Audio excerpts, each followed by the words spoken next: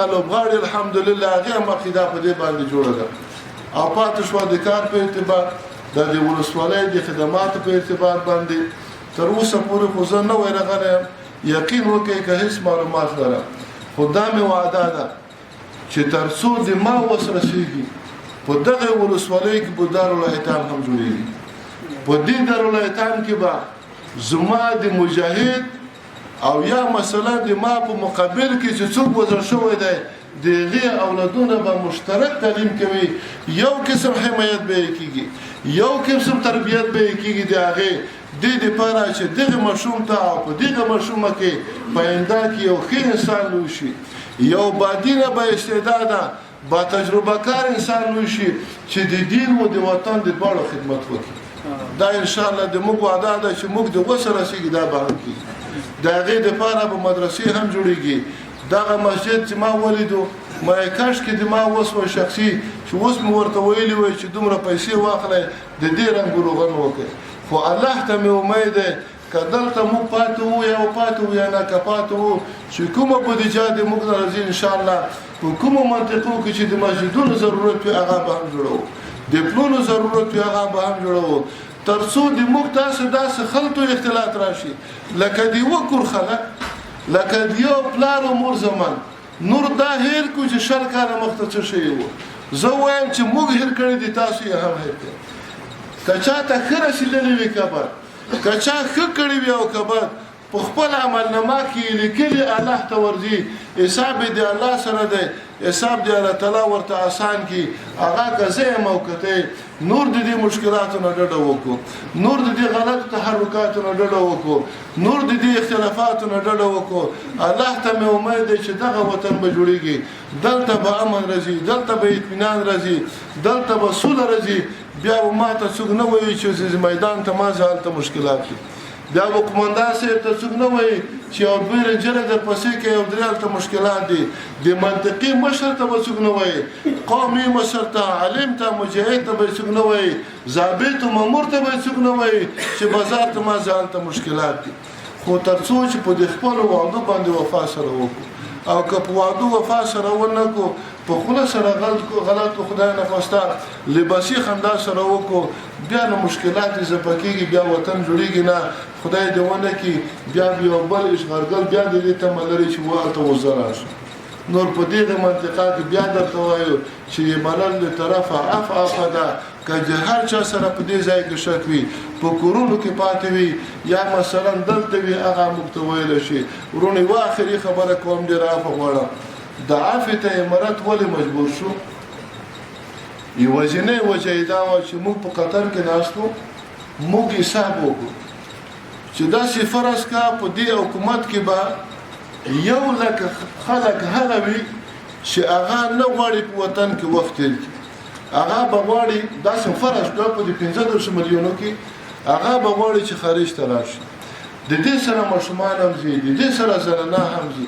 دا زنانه یا د ما خور ده یا د ما ترور ده یا د ما قریبه ده دا ماشومان ماشومې لورګانې او بچیان چې 3 کاله 15 کلن دي دا به هم ورسره ځي د دې د زنانهو عزت پیملیږي د دې ماشومانو هلته غلط تربیت کیږي او په دې به یقیني شو چې هلته کوم تربیت کیږي هغه ډېر خطرناک د تجربه مو شوې ده د روسانو په وخت کې هم د امریکایانو په وخت کې دا نسل د موږ تباه کیږي دا نسل د موږ په خلاف باندې د افغانستان په خلاف باندې جنګیږي څه دنیا به ورانه شي که موږ د رسول الله په قدم باندې قدم کېږدو چې کله یې تره مبارک چا ور شهید که غوږونه او پوزې یې ورپرېږدي هغې ته یې هم عفو وکړه شیخ صاحب حفظه الله د امارات امیر المؤمنین هغوی ویل چې هر چا څه کړي وي هغې ته ما عفو مګر بیا هم بعض خلکو الله د هدایت ورته وکړي د عفو نه یې غلطه استفاده پورته کړه هغه منډه یې وکړه چې کومه یې کوله ماشومان مثلا وزوریدل زنانه وزوریدي ابا کوم افغان وي کوم مسلمان به وي چې د کابل په خوجرواش کې د ما افغاني خور او مور او لور هغه امریکایان پورې وحید کې ورکوي چې ما راځه او شاته شه او ماشوم ورته ژاړي دا هر څه دوی ځان سره وکړي زه بیا هم وایم چې کوم خلک لړوي رزيدي وطن ته بیا مرسته شي که کوم په کابل کې پاتې وي دلته راځي بیا هم راتلای شي په خپل وطن کې د وخت کې خپل اولادو ته خپل تو سره ته د ضرر نه رسوي زموږ له طرفه اطمینان ده. او دوهمه اشتباه دوهم تحلیل چې خلک کوي دا منظم فوج دلته وزره اتزره چې مثلا دوی روزلی وو یا په نام دی کمپاین یا په نام د ضربتیانو باندې د هغوی ښه تجربه شوې وه د هغوی په جنګونو کې هم تجربه شوې وه نور به څه نه وایم چې کوم په مرګونو کې هم تجربه شوې وه وایم دا خلک به سبا د چین په ضد جنګوي دا خلک به سبا د روسانو په ضد جنګوي دا خلک به سبا د ایرانیانو په ضد جنګوي او مړ به هم شي ګټه به هم ونه کې وطن به هم تر نه پاتې شي د هر چا چې هر دوست وي خدای دې وکړي چې خپل وطن ته راوګرځي او د خپل وطن خدمت وکړي قرباني ورکړي نور به ان شاء الله مشکلات په دې وطن کې نه وي وخت مو ډېر ونیو عفو درنه غواړم الله مو خوشحاله کړه واخر دعوانا ان الحمد لله رب العالمين.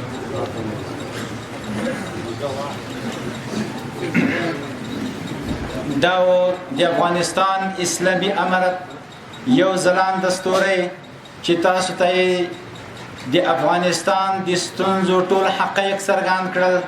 او د موږ تاسو سرکانته نظریه او حقیقت څه شی محترم متنګي ما ان شاء الله د خوست ولایت امنیه قومندان جناب محترم شرحان عرف شریف رغواړو چې برخوالو ته د امنیت په باره کې څه خبرې وکړي. د خوست ولایت امنیه قومندان جناب ملا صاحب محمد شیرخان شریف.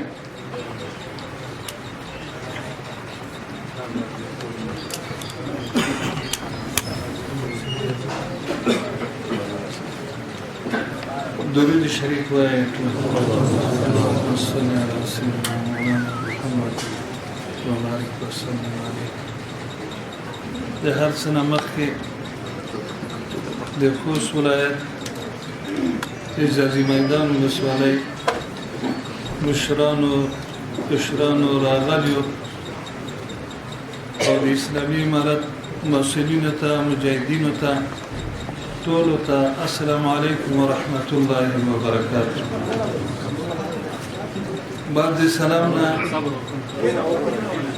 زه خپل خبرې نه وکړم. جناب محترم والی صاحب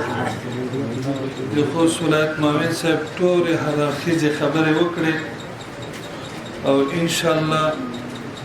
د خوست ولایت د اعزازي میدان ولسوالۍ ټول وګړو ته ان شاء الله اطمینان حاصل شوی وي. خو زه صرف د امنیت په اړه کې څو خبرې تاسو سره لرم چې هغه